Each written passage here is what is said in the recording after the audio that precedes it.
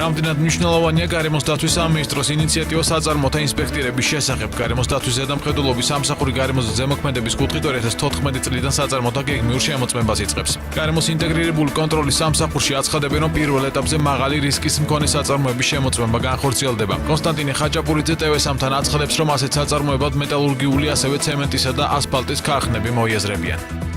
დეპარტამენტის მიერ განხორციელდება იმ მაღალი რისკის საწარმოების შეფასება და შესაბამისად ამ მაღალი რისკის საწარმოების შეფასებიდან გამომდინარე შეირჩევა ის საწარმოები ადამიანის რესურსიდან გამომდინარე, რამდენიც შესაძლებელია ერთ წლის განმავლობაში გეგმიურ შემოწმებაში განხორციელდეს.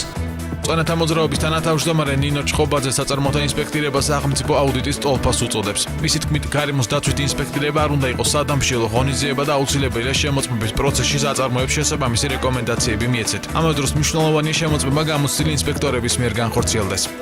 თუ სწორად ტარდება სახელმწიფო აუდიტი, ეს არის იგივე სახელმწიფო აუდიტი ფაქტიურად გარემოს დაცვის ინსპექტირება, მაგ შემთხვევაში პროდუქცია, რომელსაც აწარმოებს შენ, ანუ ის კონკურენტუნარიანი ხდება საერთაშორისო ბაზარზე. ანუ ეს არ არის მარტივი საკითხი, ეს არ არის მხოლოდ იმიტომ, რომ მოდი ჩვენ დაბინძურებაში ავამციროთ, არამედ თუ გვინდა ჩვენ რომ ესე ვთქვათ ევროპასთან ჰარმონიზება მოვახდინოთ, აი ამ კუთხით უნდა წავიდეთ. გარემოს დაცვის ზედამხედველობის დეპარტამენტი 2013 წლის მაისში შეიქმნა და მისი დაკომპლექტება უკვე დასრულებულია.